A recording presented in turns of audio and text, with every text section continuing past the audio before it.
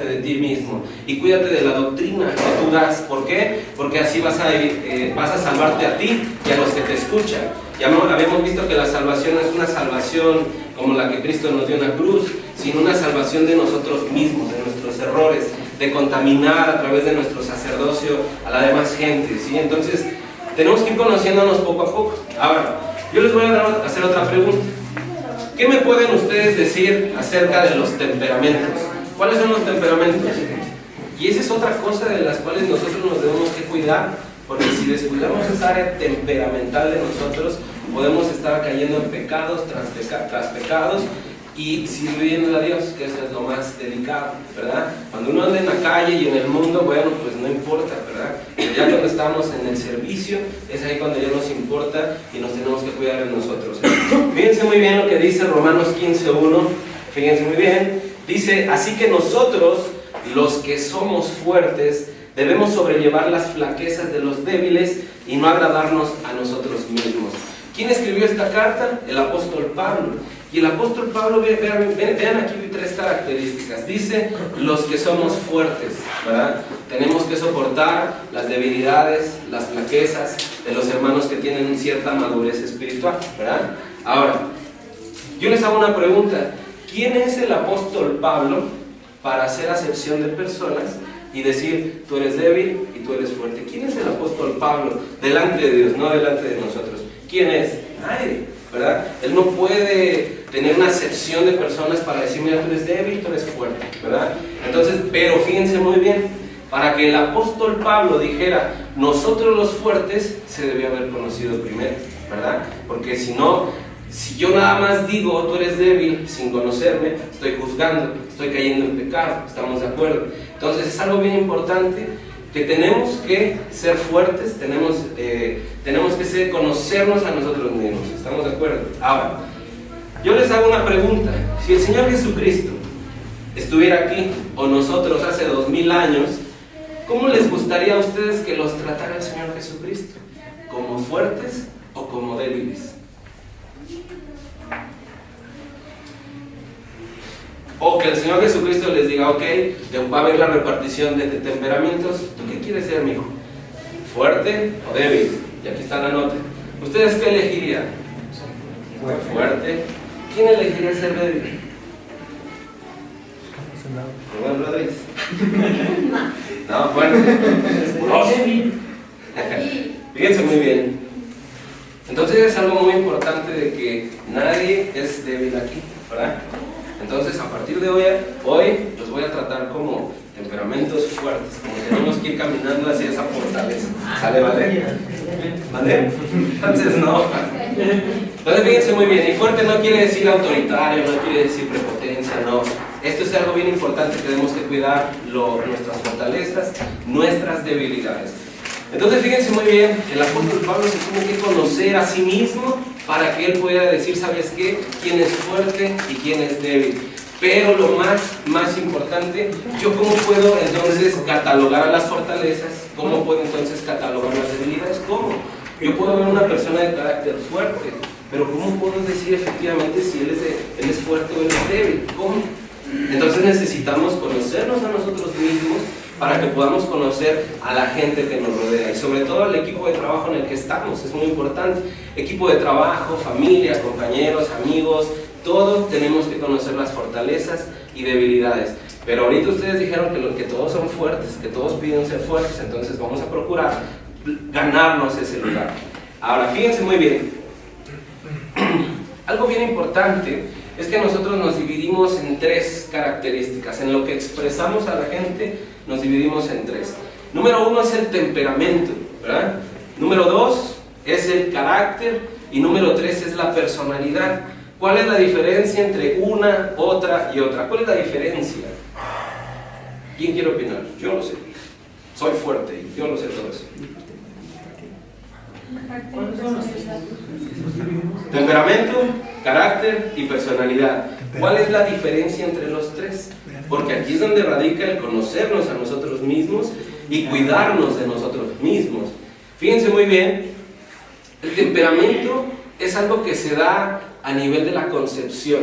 en el vientre de la madre, los genes del papá, de la mamá, es algo que se da por una mezcla genética. Y los temperamentos es algo con el que nacemos y con el que vamos a morir. No es algo que es inevitable.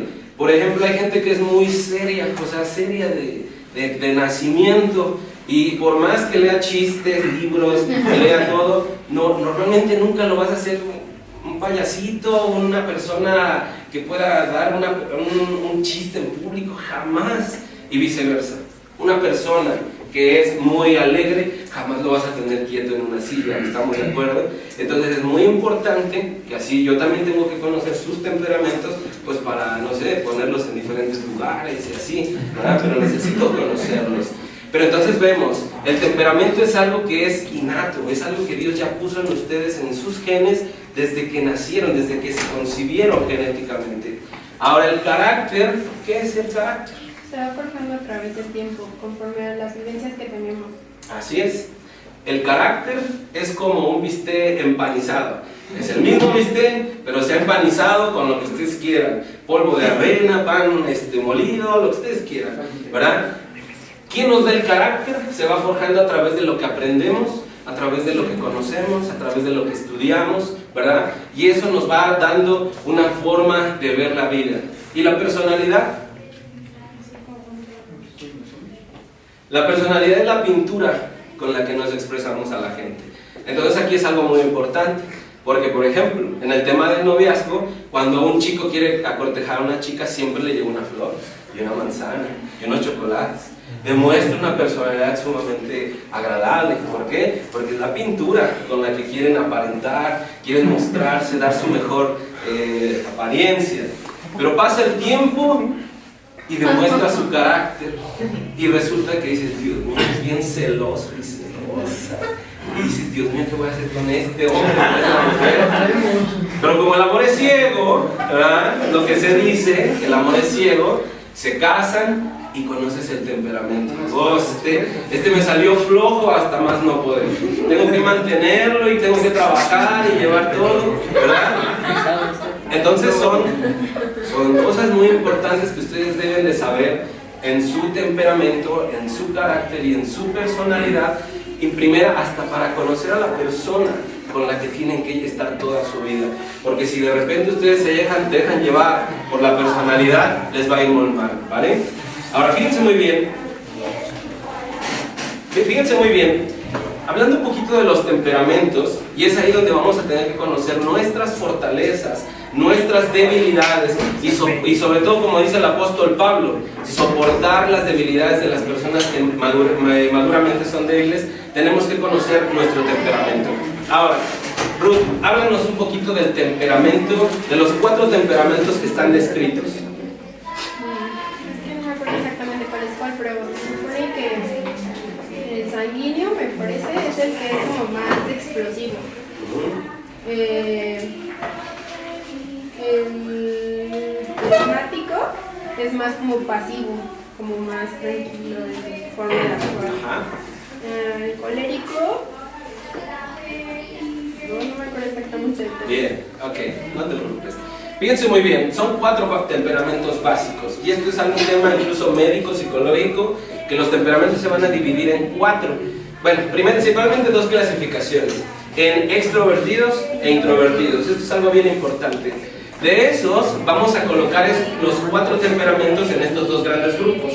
Uno de ellos es el temperamento sanguíneo. Número 2, temperamento colérico. Número 3, un temperamento melancólico. Y número 4, un temperamento flemático. Si los tienen anotados, pues se los voy a preguntar al final. Sobre todo a los de la alabanza, cuando ya llamen, me van a decir todo. ¿Verdad? Colérico, sanguíneo, flemático y melancólico.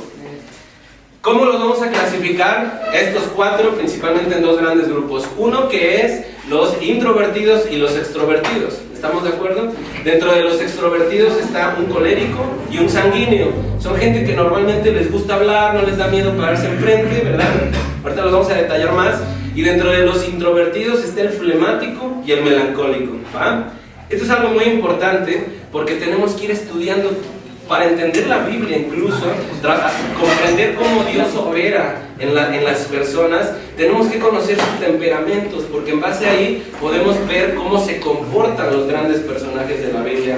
Ahora, fíjense muy bien, una personalidad sanguínea es una personalidad completamente alegre, es una persona que cuenta muchos chistes, es una persona que siempre donde vas está rodeada de gente, están riéndose, es una personalidad muy alegre y sobre todo es muy segura de sí misma. Entonces, ¿sí están anotando estos datos? ¿Sí los están anotando? Sí. Ok, el sanguíneo es muy alegre, es muy chispa, es un extrovertido nato, él nació así completamente, cuenta lo que a nosotros nos cuesta trabajo decir en chiste, él lo dice y todo el mundo se ríe, ¿verdad? El colérico es una persona que es también extrovertida, es una persona que tiende mucho hacia el liderazgo, es una persona que tiende mucho hacia buscar, por ejemplo, en los lugares de empresas, lugares jerárquicos, gerenciales, directivos, presidentes. Incluso cuando ustedes vayan avanzando en la universidad y vayan a buscar un empleo o una empresa, se van a dar cuenta que los coléricos son los mejores directivos, los mejores presidentes. ¿Por qué? Porque son muy rectos, son unas personas que buscan la perfección, son personas que buscan alcanzar las metas, ¿verdad? Y lo logran, lo más importante es que lo logran, ¿verdad? Los sanguíneos, entonces, ¿cuál es la diferencia entre un sanguíneo y un colérico si los dos son extrovertidos? ¿Cuál es la diferencia?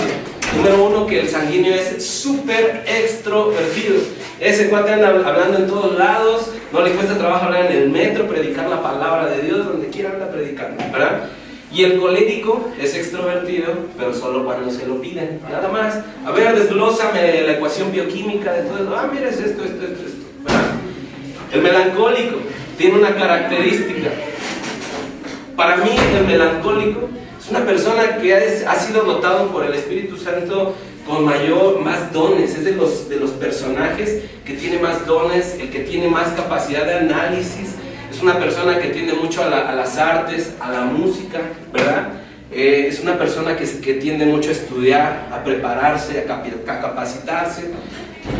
Incluso, fíjense muy bien, se dice que Albert Einstein era melancólico, su temperamento era melancólico, y curiosamente los grandes IQ, los que tienen coeficientes intelectuales los más grandes, son de personalidad melancólica, son muy diestros al dibujo, a las artes, a la cultura completamente. Y luego vienen los flemáticos, ¿verdad? Los flemáticos son personas que son más pasivas, son bastante estables. Yo les he dicho que son como resisten a las ollas express, o sea, completamente tú los puedes poner en una bronca, los puedes poner en un problema y ellos son la calma completa, son bastante estables, ¿verdad? Son bastante tranquilos. ¿Será que Dios utiliza todos estos tipos de temperamentos para su obra? ¿Será que Dios utiliza a todos ellos? Al impulsivo, al hablador, al serio, al analítico, claro. Pero ¿qué creen? Todos estos tienen una debilidad o muchas debilidades, ¿verdad? Empecemos ahorita y a partir de aquí queda prohibido el codazo. Ahí está, queda prohibido completamente, ¿verdad? O la pedrada y tabla, descalabrada. Hasta ahorita, ¿alguno se ha identificado con alguno de ellos? ¿Sí? Bueno, hay más criterios para decir quién es flemático, sanguíneo, melancólico, que eso se los voy a dejar de tarea, chavos fuertes, ¿verdad? Hombres de Dios, hombres de guerra, ¿verdad? Entonces, fíjense muy bien, vamos a hablar de eso.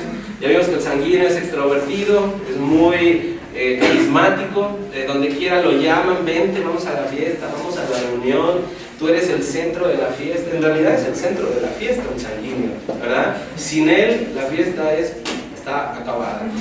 El colérico, yo nunca lo invitaría a una fiesta. Si yo fuera un empresario, yo jamás lo invitaría a un sanguíneo a mi empresa, jamás. Lo invitaría a un colérico. ¿Por qué? Porque son gente que se mete a buscar las metas, ¿verdad? Y eso es algo bien importante. Gente de liderazgo. Cuando ustedes vean un colérico, es un tipo de liderazgo completamente. Un melancólico es de estudio, de paz, amor, ¿verdad? Bonachón. Y el flemático es desde aquí veo todo, desde aquí controlo todo y cada quien su bronca, yo no me meto con nadie. Muy pasivo, ¿verdad? pero cada uno tiene sus debilidades, y es por eso el apóstol Pablo dice, los que somos fuertes, él determinó que era fuerte y estuvo en un proceso de cambio para que sus fortalezas ayudaran a los débiles, ¿verdad? Entonces dijo que los fuertes soporten las debilidades, de las flaquezas de los débiles. Entonces ya vimos aquí que a todos nos gusta ser fuertes, pero a nadie nos gusta la debilidad. Ahora vamos a ver en la cuestión del sanguíneo cuáles son sus debilidades. Número 1, es una persona tan alegre, tan chispa, tan botana, tan asediada. Por ejemplo, en el caso de hombres es asediado por las mujeres y viceversa, porque es alegre, es que me saca de mis tristezas y siempre que estoy depre me consuela, y normalmente son gente que están constantemente en alegría, ¿sí? Y nunca los ves tristes, nunca, pero da una casualidad. Y ¿se acuerdan que les dije que son como muy seguros de sí mismos? Como para contar un chiste en público, está tremendo. Se me olvidaba, son excelentes oradores. O sea, son los sanguíneos. Por ejemplo, lo han visto a Dante Gebel, ¿no? A mí se me hace muy sanguíneo él, muy chistorete, muy alegre. Dante Gebel, ¿no? Es un predicador, es un argentino, se me hace muy carismático, muy alegre, ¿verdad? Entonces, pero fíjense muy bien, todos los temperamentos sanguíneos tienen ciertas características. Primero, que parecieran ser seguros, pero en su alegría y en su extra extrovertidez que tienen, son bastante inseguros. No consiguen sus metas tan fácilmente. Es que empecé a estudiar y no sé qué pasó, pero me salí de estudiar. ¿Por qué? Pues como que les llama más el juego y la diversión, ¿verdad? Y como son el alma de la fiesta, pues prefieren estar donde son el alma de la fiesta, no donde no dan una en la escuela, ¿verdad? Bueno, no todos, pero ese es algo que debemos de cuidar, nuestras debilidades, ¿verdad? Y eso es muy importante porque el Señor los querrá. Si ustedes se dan cuenta, Dios escogía a todo mundo, de todo mundo, de chile, mole y pozole, pero también escogía preparados, gente sumamente capacitada, estudiada. Entonces es algo muy importante que dependiendo de lo que tú eres o lo que has hecho, Dios te va a usar, ¿verdad? Entonces es algo muy importante que tenemos que cuidar. Luego viene el colérico. Esto es algo bien interesante, me gusta, ahorita lo vamos a ir analizando, porque el colérico es una persona bastante calculadora, bastante fría incluso, que llega a caer en el extremo de ser prepotente, que llega a ser extremo de que con su lengua inyecta veneno, ¿verdad? Es de aquellos que las esposas nada más miran el esposo mira a la esposa y ya saben que se enojó, o sea, y es que con una mirada ya te dicen todo, o sea, todo. Y entonces es algo muy importante porque el colérico es una persona que, a pesar de que tiende a llegar a mucho éxito, es infeliz. ¿Por qué? Porque nadie quiere acercarse a él. Lo ven tan frío, tan serio, tan apático, que nada más le interesa escalar en el éxito, y que incluso para llegar a una meta no le interesa sobre quién y por quién va a pasar. Él consigue la meta. Si uno de ustedes es empresario, ¿verdad? ¿Quién les gustaría tener? ¿Uno que alegre bien a la fiesta de la empresa o quien llegue a la meta? El que dé resultados. Y si ese colérico no tampoco da resultados, y va para afuera, ¿sí me explico? Entonces aquí vienen cosas muy importantes. Muchos de ellos son líderes innatos completamente, pero tienen una vida familiar, emocional bastante mala. Y es ahí donde Dios quiere entrar o nos mete en un proceso por desiertos, por tribulaciones, por pruebas, para moldear nuestro carácter. Algo que yo les he enseñado, por ejemplo, yo los domingos estoy en otra célula. ¿Cuál es la diferencia entre la disciplina y la constancia? ¿Cuál es mejor de las dos? No, ¿cuál es la diferencia? ¿Cuál es mejor? ¿Qué es mejor? ¿Y por qué la disciplina no? ¿Cuál igual? ¿Mande? No, pero ¿cuál igual? Y viceversa. Por ejemplo, aquí no es la marina ni el ejército, ¿verdad? Aquí si no llegan temprano, van para afuera y encuartelados, cosas así. Exageran en la disciplina, pero bueno, al final de cuentas no estaría mal analizar esta propuesta acá en el grupo, ¿verdad? Pero fíjense muy bien, la disciplina es estar en extrema trabajo, lucha, estudio, someterse a uno mismo, ¿verdad? Pero la constancia es algo que, fíjense muy bien, que se lleva en el tiempo. por ejemplo, estudiar una carrera, pues te lleva 4 o 5 años.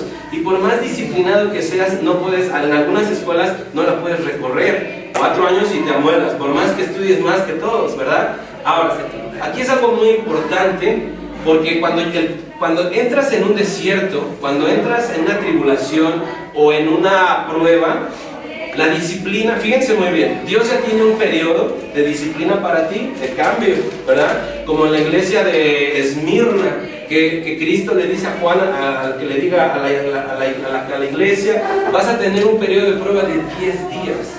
Entonces le da un determinado tiempo, ¿verdad? Un periodo de prueba.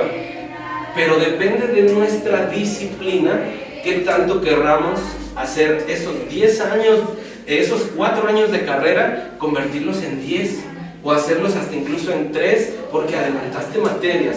Tu disciplina hace que tus procesos de aprendizaje sean más rápidos que otros, ¿estamos de acuerdo? Entonces, aquí los coléricos son altamente disciplinados, y ellos no les interesa, en verdad, no les interesa sobre quién van a pasar para lograr la meta. Número 3 viene el melancólico. Yo les había dicho que era una persona altamente intelectual, era una persona emocionalmente estable, entre comillas, pero a veces tienden a estar solitarios, bastante. Y en su melancolía, fíjense muy bien, si el melancólico pone una empresa, dice voy a poner un puesto de tacos, por ejemplo, ¿verdad?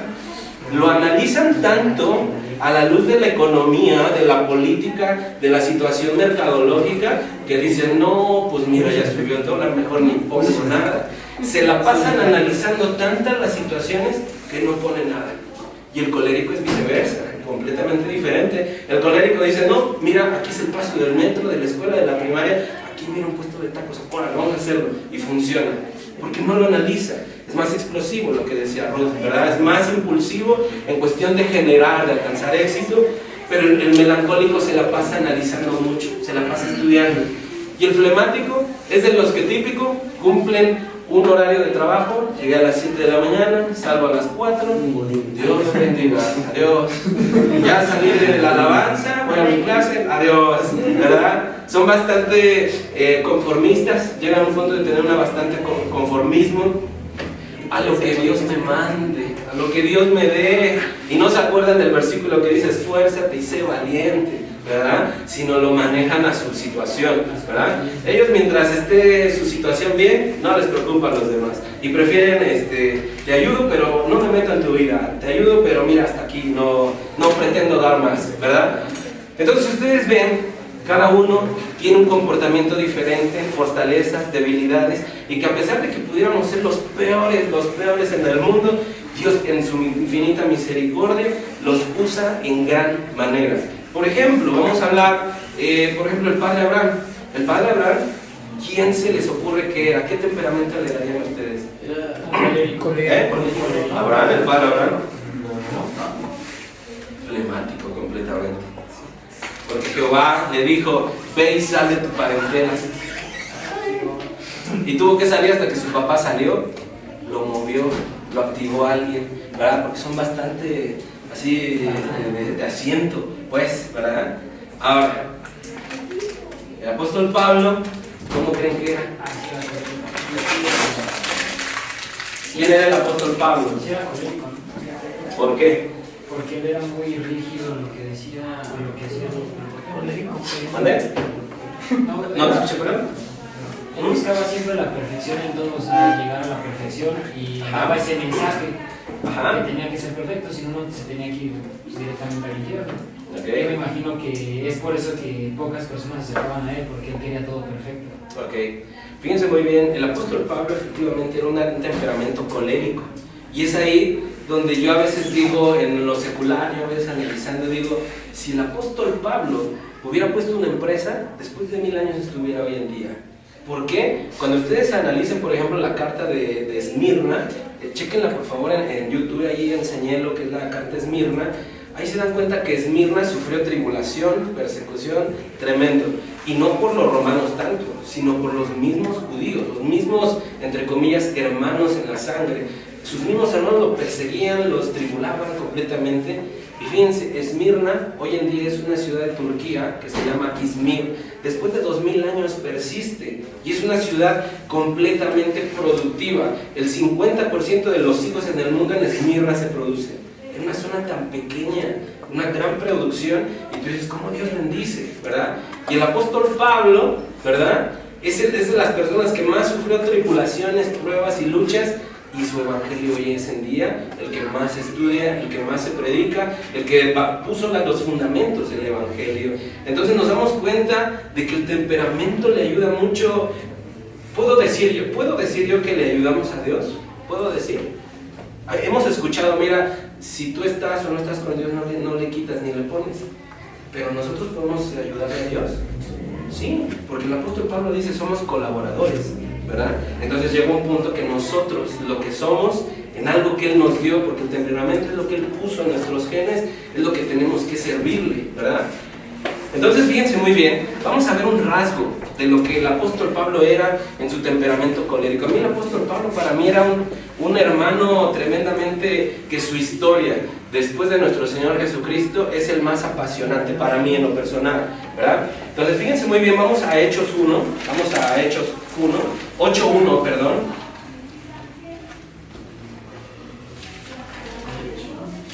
Sí. Fíjense muy bien cómo es de cruel un temperamento colérico. Fíjense muy bien, dice, y Saulo estaba de completo acuerdo con ellos en su muerte. ¿De quién? ¿De quién habla aquí? Los estudiosos de la palabra. ¿A quién le dice estaba de acuerdo en su muerte? ¿A quién? A Esteban. Versículos anteriores es el martirio, ¿verdad? De Esteban, que murió apedreado. Entonces fíjense muy bien, dice, y Saulo estaba de acuerdo o de completo acuerdo con ellos en su muerte. Entonces una persona que por conseguir sus metas, por luchar por lo que siempre estudió, se preparó y se capacitó, tenía que matar a incluso hasta los cristianos, perseguirlos y matarlos. Y luego fíjense muy bien que tanto era tan colérico, tan sanguinario, que decía, en aquel día se desató una gran persecución en contra de la iglesia en Jerusalén, y todos fueron esparcidos por las regiones de Judea, Samaria, excepto los apóstoles. Entonces fíjense muy bien, vemos que el temperamento del apóstol Pablo era tremendamente fiero. Él no le importaba ver escurrir sangre, ver cosas tremendas, pero porque Dios tenía un plan especial para él. Ahora, si les parece poco, en Hechos 9:1, fíjense muy bien lo que dice, ya después de que había hecho una masacre completamente, ya después de que había encarcelado a muchos hermanos, ya que los había llevado ante los fariseos y ante todos ellos, fíjense muy bien, Saulo respirando todavía amenazas y muerte contra los discípulos del Señor, o sea, todavía respirando, ya estaba fatigado, y todavía sentía un odio interno fuerte a causa de los cristianos de la iglesia primitiva. Y fíjense muy bien, y todavía no se cansaba de lo que ya había hecho, y dice, y pidió cartas para la sinagoga de Damasco, para que si encontraba algunos que pertenecieran al camino, tanto hombres como mujeres los pudiera llevar atados a Jerusalén. Entonces veamos que su temperamento incansable lo llegaba a expandir cosas tremendas, ¿verdad? Entonces por eso yo les dije, si el apóstol Pablo hubiera sido un gran empresario, él hubiera construido una empresa que todavía estuviera, como en Esmirna, ¿verdad? Pero aquí después, cuando va a Damasco, ahí sufre la transformación, ¿sí? Aquí es algo bien importante, porque mucha gente, incluso he escuchado esto, que lo dicen ministros, que dicen que el apóstol Pablo, Dios le cambió el temperamento, pero no, Dios no cambia el temperamento, lo transforma, lo moldea, lo hace cada vez mejor, pero no te cambia tu temperamento, ¿verdad? Te puede cambiar un poco el carácter y te puede cambiar tu personalidad, pero el temperamento solamente es moldeado. El apóstol Pablo, cuando él era mundano, cuando él era fariseo de fariseos completamente, él cuando sufrió la transformación, Dios nunca le quitó su carácter fiel, su carácter firme, su carácter que nada lo detuviera. Y es ahí donde el apóstol Pablo llegó a conquistar muchas cosas. Ahora, fíjense muy bien, pero ya vimos que el apóstol Pablo es tremendo, ¿verdad? Ahora, vamos a ver cómo en cada cosa, en cada faceta de nuestras vidas, podemos nosotros pecar delante de Dios sabiendo que son cosas que Dios nos dio. Con lo que Dios nos dio podemos pecar, podemos ofender al hermano, a nuestro prójimo. Fíjense muy bien, vamos a 1 de Corintios 9:24. 1 de Corintios 9:24. Y fíjense muy bien lo que dice la palabra de Dios. El apóstol Pablo, o Dios a través del apóstol Pablo dice: ¿no sabéis que los que corren en el estadio, todos en verdad corren, pero solo uno obtiene el premio? Corred de tal manera que ganéis la carrera, ¿verdad? Es algo bien importante. Ahora, ¿cuántos de ustedes están en una carrera en el Evangelio? Claro que todos. Entonces fíjense muy bien, todos, dice, y todo el que compite en los juegos se abstiene de todo. Se abstiene de pecar, se abstiene de complacer los deseos de la carne, se abstiene de, la tarea, pues no lo voy a hacer, no, se abstiene. El hermano de J daba un trabajo de investigación, lo voy a hacer porque me estoy absteniendo de mí mismo, ¿verdad? Me estoy preparando, Entonces, fíjense muy bien. Ahora, aquí vemos que su voluntad del apóstol Pablo era tremenda. Si acompañamos su temperamento, su carácter, su personalidad, vemos que su voluntad era inquebrantable, ¿verdad? Ahora, digamos que Dios te manda a hacer algo, lo que sea, levantar una obra, una iglesia, ¿podrás tú, con tu temperamento y tu buena voluntad, lo que te dio Dios, pecar delante de Dios? Claro que sí. Entonces aquí es donde tenemos que cuidar, estar completamente en un proceso de cambio. Fíjense muy bien, cuando ustedes corren una carrera, aquí en este versículo, ¿de quiénes hablan? Número 1 habla de un evangelio, ¿verdad? O sea, la carrera que es el predicar la palabra, vivir para Dios. Entonces dice, corrámosla de tal manera que ganemos. O sea, de que estemos delante del Padre, que cumplamos el propósito de Dios que tuvo en nosotros. Ahora, aquí tiene que ver un personaje importante, Dios, que nos mandó a correr algo. Y cuando ustedes están en la carrera no lo corren solo, porque si no, imagínense, pues qué competencia, ¿verdad? Tiene que ser con otros más. Entonces aquí el colérico Pablo, él bien pudo haber empujado al otro paz y al otro lo pudo haber encarcelado para conseguir sus propósitos, porque yo les dije, una persona recia como él normalmente no le importa pasar por quien sea con tal de buscar sus metas. Entonces Cristo lo fue transformando poco a poco y nos damos cuenta que el apóstol Pablo nos dice que la carrera la ganemos, estar con Dios algún día, pero que cuidemos que nuestros competidores sea una sana carrera, absteniéndonos de todo. Él no corría como por ejemplo en las películas que vemos correr a la gente así enamorada, así. No, él no corría sin un sentido, él no corría sin visión, no corría sin una proyección. Algunos de ustedes, si yo no me lo responda, pero algunos de ustedes saben cuál es el propósito de Dios para su vida. Hay dos cosas, porque acuérdense que dentro del propósito es hacer la voluntad de Dios, estamos de acuerdo. Ahora, yo les pregunto, ¿estarán cumpliendo el propósito de Dios para su vida? Sí, hermano, porque leo la Biblia, cumplo los mandamientos, ofrendo, ministro la alabanza, todo, me merezco un lugar al cielo, ¿ok? Pero cada uno de los personajes de la Biblia tuvo un propósito. Por ejemplo, Moisés adoró y alabó a Jehová, sí. Lo mismo que Jesús adoró a Dios, sí. Pablo también adoró a Dios y a Cristo, sí. Pero entonces cada uno tuvo un propósito diferente. Moisés fue para sacar al pueblo de Egipto. Cristo para darnos redención, para darnos salvación. El apóstol Pablo para llevar una predicación a los gentiles. El apóstol Pedro su propósito fue para predicar a los judíos. Ahora yo les hago una pregunta. No sé cuántos años tengan exactamente todos, pero ustedes tendrán ya el propósito de Dios en su corazón y en su alma, en su mente. Ok, Dios, sé que tu voluntad, tu propósito es que estudie y viva tu palabra. Pero ahora, ¿cuál es el propósito por el cual yo vine a vivir a esta tierra? ¿Verdad? Porque Moisés no nos salvó, ni Cristo salvó al pueblo de Israel en Egipto, ¿no? Cada uno tuvo un propósito. Entonces aquí yo les voy a exhortar para los que dijeron, no, pues ni sabía que teníamos un propósito. Necesitamos meternos con Dios y saber efectivamente cuál es el propósito, para qué vivo, ¿verdad? Además de conocerle y llamarle para qué, en qué le voy a servir. Entonces algo muy importante, el apóstol Pablo tenía claro su propósito, ¿verdad? Ahora fíjense muy bien, vamos a ver cómo en su voluntad, porque aquí estamos hablando de la voluntad de Pablo, ¿verdad? ¿Quieres participar? ¿No? Así como estaba haciendo así. Yo sé mi propósito. Bueno, ok, fíjense muy bien. Fíjense muy bien. Vamos a Hechos 20, 23. Hechos 20, 23. Hechos 20, 23. Veamos aquí cómo el Espíritu Santo se revela a la persona del apóstol Pablo. Fíjense muy bien, el Espíritu Santo le dice a Pablo que en cada ciudad que iba a ir, iba a tener un problema, una lucha, un encarcelamiento, ¿verdad? Y eso es lo que vivió Pablo. Fíjense, dice, salvo que el Espíritu Santo solemnemente me da testimonio en cada ciudad, diciendo que me esperan cadenas y aflicciones. ¿Qué pasa? Cuando tú ya sabes el propósito de lo que es vivir la palabra, vivir en justicia, tener madurez espiritual. Esa parte probablemente ya la tengan perfecta. Ya ustedes conocen el propósito de Dios.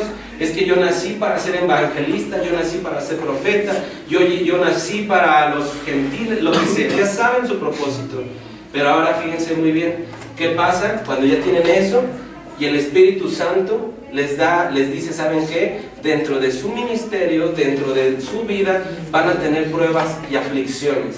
Entonces, ¿ustedes cómo deben que comportarse ante ello? Esto es algo muy importante. ¿Por qué? Porque el apóstol Pablo era obediente, pero en algunas ocasiones, como ahorita lo vamos a ver, él no se dejaba guiar por el Espíritu Santo, ¿verdad? Y es ahí donde había problemas, donde había aflicciones. Entonces, punto número 1, vemos que el Espíritu Santo siempre le daba testimonio que iba a haber pruebas y aflicciones en todas las ciudades donde iba a haber, ¿va? Y luego fíjense muy bien lo que dice Hechos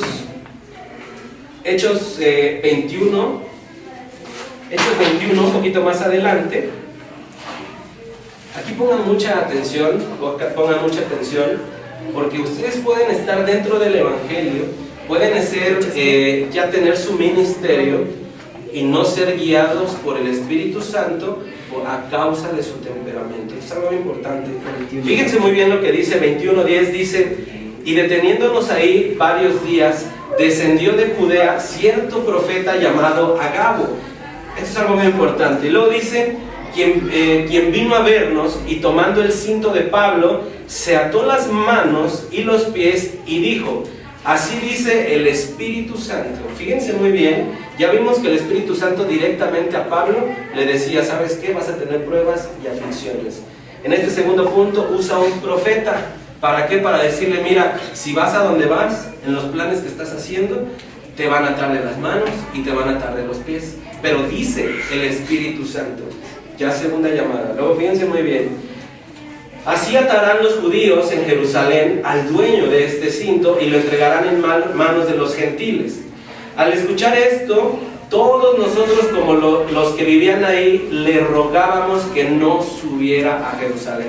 ¿A quién le rogaban? A Pablo. Ya vemos que es un profeta, el Espíritu Santo, y había un grupo más de personas que estaban diciéndole, Pablo, no subas a Jerusalén, no subas a Jerusalén, ¿verdad? Y fíjense muy bien, dice, entonces Pablo respondió, ¿qué hacéis llorando y quebrantándome el corazón? O sea, ¿qué hacen convenciéndome de que no vaya? Fíjense muy bien, porque listo estoy no solo a ser atado, sino también a morir en Jerusalén por el nombre del Señor Jesús. Como no se dejaba persuadir, nos callamos diciéndonos que se haga la voluntad del Señor. ¿A quién ustedes se acuerdan en el Antiguo Testamento que también dijo así? Pues hágase la voluntad del Señor. ¿Quién se acuerda que dijo eso? Del Antiguo. Casi le dabas. Pero son como 2000 hojas de diferencia. Fíjense muy bien. Les voy a dejar en tarea, porque esto va a ser tema de enseñanza, de una falta de carácter. Esto se lo voy a dejar, que lean la historia de Elí, el sacerdote Elí. Fue el último sacerdote de Israel, y fue el que le dio como que la entrada al sacerdocio a Samuel. Y Samuel fue el que ungió a David, al rey Saúl, ¿verdad? Pero entonces Elí fue antes de Samuel. Y fíjense muy bien, dice la Biblia que Elí era... Así es, cuando Samuel le decía Elí, Elí, y iba con, ¿cómo se llama? Iba con el sacerdote Elí, ¿verdad? Perdón, Samuel, le hablaba Jehová a Samuel, Y Samuel, como no sabía la palabra, no sabía quién era, va con el sacerdote 3 veces, hasta que le dice, hasta que te hable la tercera, dile, heme aquí, Señor. ¿Verdad? ¿Sí se acuerdan de la historia? Bueno, se las voy a dejar de tarea porque en algún momento la vamos a enseñar. Y nos damos cuenta que el sacerdote Elí era una persona débil de carácter. Era una persona que tenía a sus hijos en pecado, en fornicación. Dice que aún ahí dentro del púlpito andaban ahí malos pasos de adulterio, fornicación. Tomaban lo mejor de las ofrendas. Y dice la Biblia que llegó un profeta a él y le dijo, ¿sabes qué? Tu linaje, tu familia va a desaparecer de la historia del mundo. ¿Y saben qué fue lo que respondió Elí? Pues bendito sea, no me acuerdo, lo voy a parafrasear, dice, pues que sea la voluntad de Dios. Llega un punto que la falta de carácter, llega un punto que la necedad nos vuelve religiosos. ¿Por qué? Porque al final de cuentas Dios no quería matar a Elí. Si Elí hubiera dicho como el rey Ezequiel, que dice Ezequiel enfermo de muerte, y vino el profeta, ¿te acuerdas de ese versículo? ¿No? Bueno, el chiste que le dijo un profeta en aquel rey, vas a morir. Y él dijo, Dios mío, acuérdate de cómo te he servido. Y le dio 15 años más de vida. El padre Abraham rogó por Sodoma y Gomorra para que no lo destruyera y dijo, pues si hubiera aunque sea 10, por 10 no los perdonaré. Vean qué tanto ustedes pueden llegar a hablar con Dios, de poder cambiar juicios, pero por nuestra falta de carácter, por caer en una necedad, ¿verdad? Podemos decir, ¿sabes qué? Pues Dios, que sea su voluntad. Y es bueno, porque así dijo el Señor Jesucristo. Pero tenemos que saber que Dios no se mueve en la necedad y no se mueve en la religiosidad, ¿verdad? Pero ¿cómo nos podemos engañar? A través de nuestro temperamento. Entonces fíjense muy bien, el apóstol Pablo dijo, pues ¿qué hacen ustedes convenciéndome a mí? ¿Verdad? Pero ¿qué dice Mateo? Fíjense muy bien el versículo, Mateo 15, 18. Fíjense muy bien lo que dice Mateo 15, 18. 18, 15, al revés. Lo voy a leer, pero anótenlo. Dice, y si tu hermano peca, fíjense muy bien, si tu hermano peca, ve y repréndelo a solas. Si te escucha, has ganado a tu hermano. A ver aquí atención, por favor. ¿Verdad?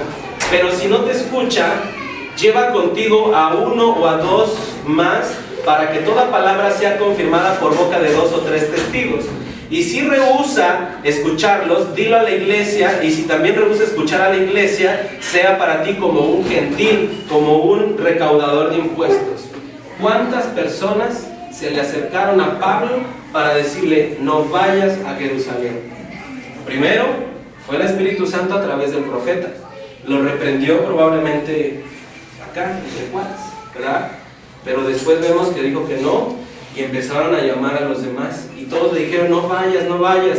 Entonces aquí hubo una disciplina para el apóstol Pablo, que él se rehusó, sí, pero como él era un temperamento fiero, un temperamento incansable, él dijo, Dios a mí me dijo que a donde quiera que vaya va a haber pruebas y luchas, y dicho y hecho, le tocó una prueba en Jerusalén, lo encarcelaron, ¿verdad? Pero ahí vemos quién era el que obraba, el Espíritu Santo en Pablo, o era el espíritu de Pablo, ¿verdad? Que faltaba ser perfeccionado y fue el que actuó. ¿Quién fue el que habló? El espíritu de Pablo. Y ahí nos damos cuenta, chavos, que probablemente Dios les dio a ustedes un temperamento fiero, un temperamento fuerte, inquebrantable. Pero llega un punto donde tenemos que, cuando alguien nos dice, nuestra mamá, nuestro papá, nuestro pastor, nuestro maestro, ¿verdad? Si alguien les dice, no, por aquí no es la cosa, y ya es 1, ya es 2, ya es 3, y la cosa la van reconociendo más gente, aguas, porque probablemente estés cayendo en religiosidad y estés cayendo también en una necedad que le encubres diciendo, Dios me mandó a hacer esto. ¿Sí me explico? ¿Estamos de acuerdo hasta acá? Como Pablo hasta cierto punto, probablemente Dios no quería que vaya a ese viaje. ¿Por qué? Porque se lo habló a través de su profeta, ¿verdad? Y entonces acuérdense que el profeta no nada más es el que recibe la visión y ya, sino puede hablar a través de la palabra. Dios puede estar usando este lugar para ministrar esa palabra, ¿verdad? Y poder salir de ese pecado en el que probablemente estemos. Entonces ya vimos que por boca de 2 o 3, si ya los han exhortado en algo, aguas. ¿Por qué? Falto yo, ¿verdad? La mejor Entonces, fíjense muy bien. Ya vimos que el temperamento fuerte de Pablo era un temperamento que impedía que fuera guiado al 100% por el Espíritu Santo de Dios. Ahora, fíjense una de las características de cómo nuestro temperamento, nuestra forma de ser, puede afectar. Si Dios nos manda a hacer algo, podemos tener éxito, pero la forma en que lo estamos obteniendo no es la forma en que Dios quiere. Para eso vamos a ver Hechos 15:37. Hechos 15:37. Aquí, ¿se acuerdan que Bernabé y Pablo eran los que estaban trabajando juntos, en equipo, verdad? Y trabajaban en equipo, pero entraron en una discusión. Fíjense muy bien lo que dice. Bernabé quería llevar también con ellos a Juan llamado Marcos. Este Juan Marcos era sobrino de Bernabé. Y fíjense muy bien, dice, pero Pablo consideraba que no debía llevar consigo a quien lo había desertado en Panfilia y no lo había acompañado en la obra. Pongan mucha atención, dice, se produjo un desacuerdo tan grande que se separaron el uno del otro, y Bernabé tomó consigo a Marcos y se embarcaron rumbo a Chipre, mas Pablo escogió a Silas y partió siendo encomendado por los hermanos a la gracia del Señor. Y viajaba por Siria y Cilicia, confirmando a las iglesias. Aquí ustedes, ¿qué ven del apóstol Pablo? ¿Qué ven ustedes en la forma de cómo trabajó? Dice que trabajaba Bernabé y trabajaba Pablo, pero dice Pablo, ¿sabes qué? A tu sobrino yo no lo considero que vaya otra vez conmigo, sabiendo que nos abandonó, ¿verdad? Entonces tú dices, wow, entonces el apóstol Pablo, acuérdense que la Biblia habla cosas muy fuertes de la gente, y aquí no estamos desacreditando al apóstol Pablo, al contrario, lo estamos analizando para que veamos que en nuestro comportamiento podemos pecar. ¿Ustedes creen que para el Espíritu Santo es necesario que ustedes entren en conflicto por algo? Es necesario, porque aquí dice en el último versículo, fíjense muy bien, dice, y el apóstol Pablo, junto a Silas, dice, y viajaba por Siria y Cilicia, confirmando a las iglesias. Cuando vemos esto, ¿qué quiere decir? Que tenía éxito, que Dios lo respaldaba, que Dios guiaba, que Dios respaldaba y daba poder a Pablo para poder confirmar las iglesias. ¿Cuántos de ustedes ahorita dijeran, ¿sabes qué? Voy a predicar al parque y a lo mejor sin éxito, ¿verdad? Pero aquí vemos que Pablo tenía el respaldo, que cuando hablaba, confirmaba. Tenía poder, tenía respaldo. Ahora yo les hago una pregunta. ¿Será necesario un problema entre nosotros para que Dios nos separe y tengamos éxito? ¿Verdad que no? Probablemente si nos metiéramos un poquito a analizar, ¿será la voluntad de Dios o no será la voluntad de Dios que me separe de Pablo y Silas? Probablemente el Espíritu Santo ya tenía un plan de decir, ¿sabes qué? Estos dos los voy a separar, porque ya es hora, ya maduraron, ya aprendieron, ya crecieron, ya conocen, ahora los voy a separar. El problema es que metemos por nuestro temperamento, por esa hostilidad. El apóstol Pablo, créanme que en su carácter o en su temperamento, él no toleraba que alguien le fallara. No toleraba. Cuando un colérico, fíjense muy bien, cuando un colérico tiene un cierto nivel, un cierto ritmo, una cierta fuerza, intensidad, una garra completamente, ya difícilmente acepta a alguien que viene abajo, ¿verdad? Oye, voy aprendiendo, estoy aprendiendo. ¿Sabes qué? Estarás aprendiendo, pero me dejaste, me abandonaste, ahora ya no te quiero. ¿Sí me explico? Esto vemos un carácter muy fuerte del apóstol Pablo. Pero aquí el apóstol Pablo, entonces, ¿cómo es que dice que tenemos que soportar a los débiles? Probablemente Juan Marcos, él era débil, ¿verdad? ¿Y cómo es posible que él mismo que dice, oye, pues hay que soportar, él es el mismo que comete el pecado? ¿Cómo es posible? ¿Estamos de acuerdo? Entonces aquí viene algo bien importante. Ahora, fíjense muy bien, en el liderazgo, ya vimos que a través de la voluntad podemos pecar delante de Dios y podemos pecar con nuestro prójimo. Ya vimos que nuestro carácter, nuestro temperamento, a pesar de que Dios nos dio, nos puede ayudar mucho, pero podemos agredir a nuestro hermano. Ahora, fíjense muy bien en el tema de liderazgo.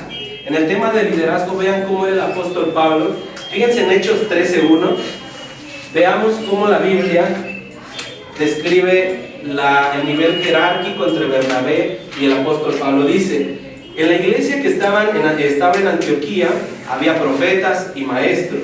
Bernabé, Simón llamado Níger, Lucio de Cirene, Manaén, que se había criado con Herodes, el tetrarca, y Saulo. Aquí vemos que Saulo era el nuevecito, el novato, ¿verdad? Pero fíjense muy bien, y Bernabé era el primero, era el que encabezaba la lista, ¿verdad? Entonces aquí es algo muy importante, porque incluso Bernabé, dice la Biblia en unos versículos anteriores, dice que Bernabé fue y buscó a Pablo, lo invitó a predicar a Antioquía. Oye, ¿sabes qué, Pablo? Vente a predicar acá, vente, te necesito, ven. O sea, un gran poderoso en la palabra, un gran siervo de Dios, fue a buscar a Pablo. Pero fíjense muy bien ahora lo que dice en Hechos 13:13. Vean cómo era la habilidad tanto de Pablo, ¿verdad? Que ahora aquí en este versículo Pablo ya ocupa la primera lista de las personas que estaban en el ministerio. Fíjense muy bien lo que dice: Pablo y sus compañeros zarparon de Pafos y llegaron a Pergé de Panfilia, ¿verdad? Pero Juan, apartándose de ellos, regresó a Jerusalén. Aquí se menciona a Pablo y sus compañeros. Aquí ya Pablo jugaba un papel muy importante, prominente en el evangelio.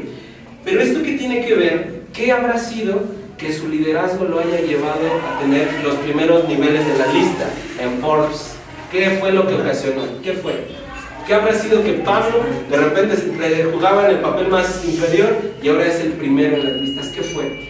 Una de ellas, fíjense muy bien, lo que habla era la autosuficiencia. Algo que tienen los temperamentos como Pablo es la autosuficiencia. Pero fíjense cómo la autosuficiencia tanto puede ser para que Pablo predique la palabra, o como ustedes prediquen la palabra. A lo mejor muchos de aquí que están estudiando instrumentos, todo, su autosuficiencia ni siquiera ha necesitado de maestros ni de escuela, no ha necesitado más que un empujoncito, como a Pablo también recibió un empujón, ¿verdad? Pero que aún nuestra autosuficiencia puede ser puede ser motivo de pecar delante de Dios. Fíjense muy bien algo bien importante. Vamos a Hechos 20:32. Hechos 20:32. Y es por eso que a mí la vida de Pablo me apasiona tanto, porque él era una persona sumamente entregada. Una persona que a pesar de tribulaciones, desvelos, apedreadas, ¿verdad? Él aún seguía predicando la palabra. Pero aquí vemos varios rasgos de la autosuficiencia de Pablo. Número uno, fíjense muy bien, dice Pablo: vosotros sabéis que estas manos me sirvieron para mis propias necesidades, ¿verdad? Y las de los que estaban conmigo. ¿Saben cuál era el negocio o la forma en que Pablo solventaba sus propias necesidades? ¿Cuál era su negocio, su empresa del apóstol Pablo? Y luego fíjense lo que dice: en todo os mostré que así, trabajando, debéis ayudar a los débiles y recordar las palabras del Señor Jesús, que dijo: más bienaventurado es dar que recibir. El apóstol Pablo, él se solventaba sus propias misiones, sus propios viajes, se los solventaba. Entonces aquí es algo muy importante, porque también solventaba sus necesidades y solventaba las de su equipo, la gente que lo rodeaba. Y cuando ustedes ven en otros versículos, en otros libros de la Biblia, se dan cuenta que él decía: ¿saben qué? Yo merezco la ofrenda, parte del diezmo, parte de todo, pero es necesario que yo no reciba nada. ¿Para qué? Para que ustedes no se carguen sobre ustedes. Era una persona altamente eficiente. Él no necesitaba de nada ni de nadie para generar la evangelización de la palabra de Dios. Entonces, ¿cómo podemos pecar, verdad? ¿Cómo podemos pecar por ser autosuficientes? Fíjense muy bien, eso es algo muy importante. Vámonos de favor a Hechos 17:16. Fíjense muy bien, dice: mientras Pablo los esperaba en Atenas, su espíritu se enardecía. Aquí vemos dos cosas. Pablo estaba esperando y su espíritu se estaba enardeciendo, se estaba desesperando, se estaba llenando de adrenalina por hacer algo, ¿verdad?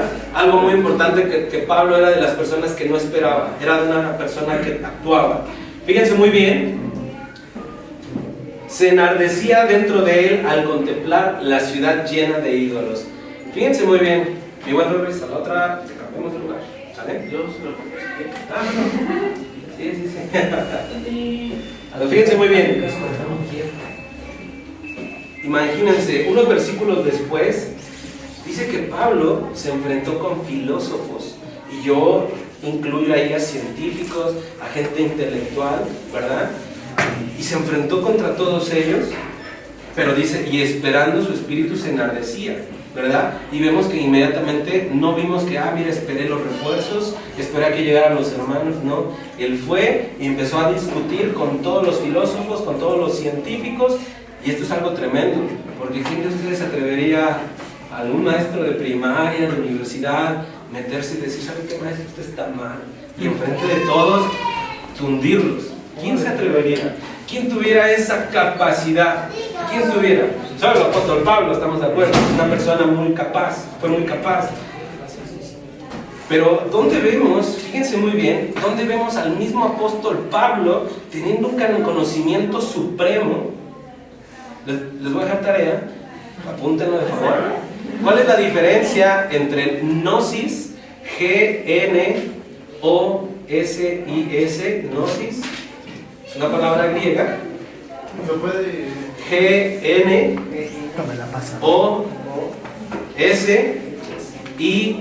gnosis. ¿Cuál es la diferencia entre la gnosis o gnosis, que de ahí viene el gnosticismo, lo vamos a ver después, y la epignosis? Me van a decir la diferencia el viernes. ¿Cuál es la diferencia entre la gnosis y la epignosis? ¿Cuándo? ¿Dónde? ¿Para cuándo? El viernes. ¿También vamos a hacer? clase el viernes? Lo más probable es que sí, así que pónganse. Entonces fíjense muy bien. Fíjense muy bien cómo vemos el nivel de gnosis e epignosis que tenía el apóstol Pablo, que aún hasta científicos de Atenas, ahí fue la cuna del, bueno, no ahí, en toda esa región fue la cuna del conocimiento, ¿verdad? Entonces fíjense lo que les dice el apóstol Pablo a ellos. Dice, por tanto, habiendo pasado por alto los tiempos de ignorancia, Dios declara ahora a todos los hombres en todas partes que se arrepientan. Fíjense, a pesar de tanto conocimiento que había en Atenas, Pablo les dice, Dios manda que todos los hombres ignorantes se arrepientan. Aquí vemos en el discurso que él dice, que empezó Pablo a decir, a explicar que Dios había creado el universo, había creado el mundo entero, Él había creado todo. Y les empezó a dar una clase completamente de la creación. Y al final les dice, Dios manda a que toda esta gente ignorante se arrepienta. Veamos que su nivel de gnosis e epignosis, que lo van a investigar, era superior a todos los griegos. Tremendo este apóstol Pablo.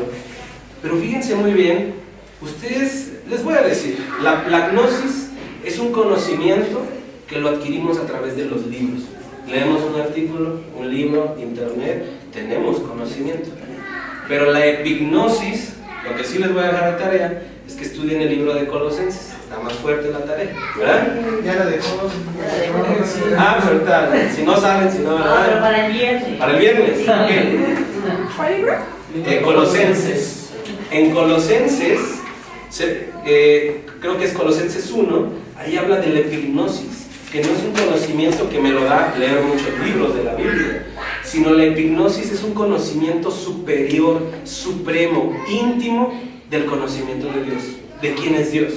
Porque es muy importante conocer cuál es la gnosis y la epignosis, porque hay muchos pastores evangélicos que leen libros y predican, ¿verdad? Y de eso sacan su tema, su enseñanza, de lo que se sube a internet, y ya piensan que pues ya tienen conocimiento. Pero la epignosis solo te la da Dios, y solo te la da algo profundo, un encuentro personal con Dios, te lo da una revelación de la palabra, conocimiento tremendo. Entonces, aquí vemos que hay dos diferencias. Pablo usa la epignosis y los grandes científicos usan la gnosis, ¿verdad? Entonces, aquí es algo muy importante. Entonces, vemos que el conocimiento que Dios te dio, la revelación que Dios te dio, todo, si eres una persona voluntariosa, pero si no sabes a trabajar en equipo, porque aquí dice, mientras Pablo esperaba, se llenó de adrenalina, se enardeció, Pero vemos en el versículo 34, 17:34 dice, pero algunos se unieron a él y creyeron, algunos de los atenienses, ¿verdad? Algunos. Y luego dice, los cuales estaban Dionisio,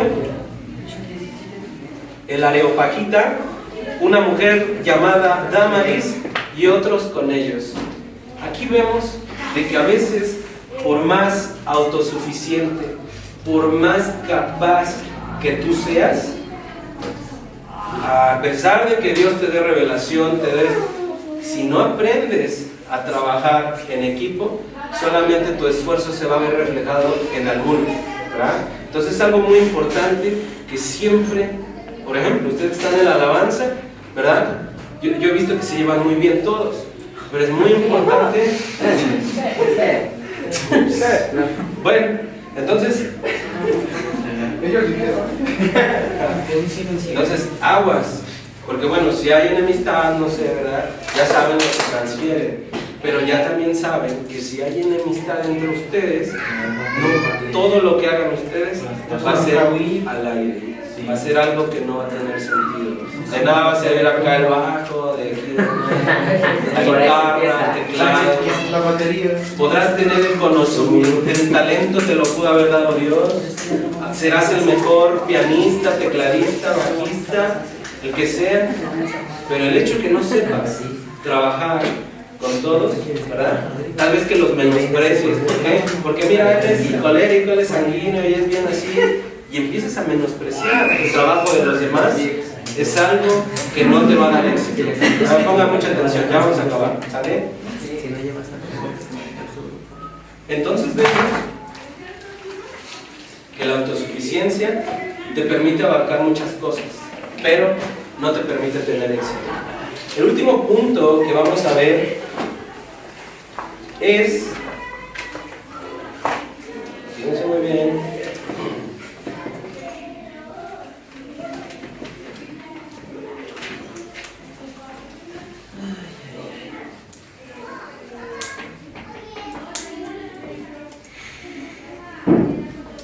fíjense muy bien, vamos a ver Hechos 23, 1 al 8. 23, 1 al 8. Fíjense muy bien, vamos a empezar a leerlo de favor. ¿Cómo te llamas? ¿Me recuerdas tu nombre? Ivén. Vamos a leer el 23, 1, al 8. Cada uno va a leer un versículo, así como rápido, vamos a leerlo, ¿sale? Empezando con el Ivén. Espera, ¿cómo? Hechos 23. Bueno, vamos a dejar la clase ahorita.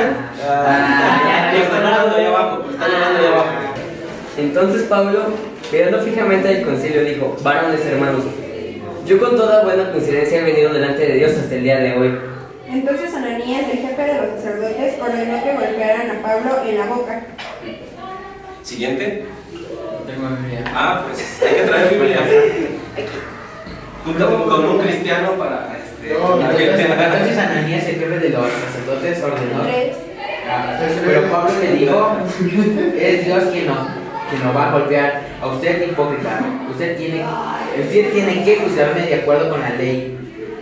Entonces, ¿por qué la desobediencia? Ordenado que me golpeen.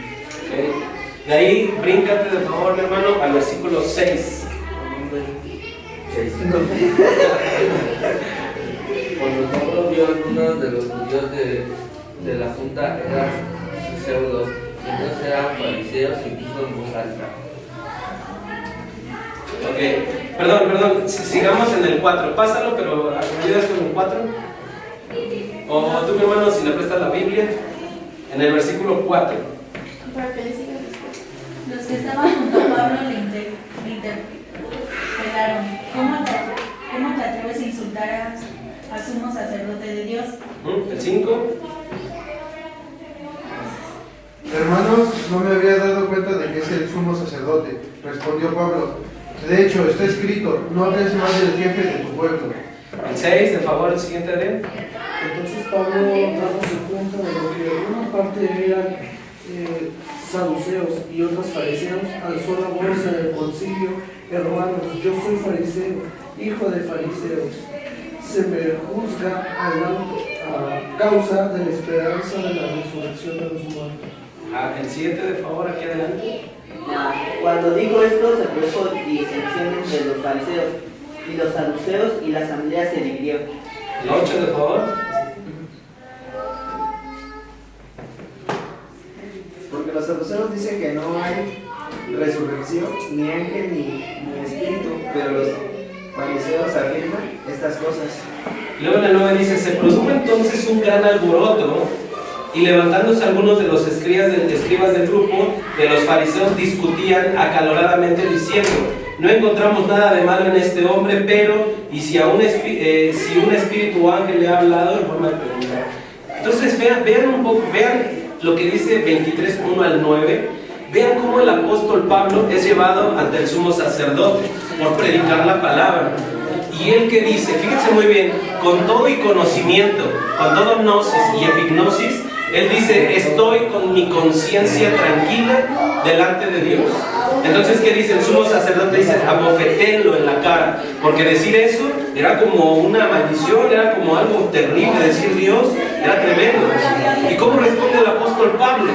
Dice, tú hipócrita, aquí dice, por ejemplo, dice pared emblanquecida, que es lo mismo que hipocresía. Dice, ¿cómo es posible que tú estás puesto ahí para dar la ley y tú me estás juzgando ahora, ¿verdad? Sin cumplirla.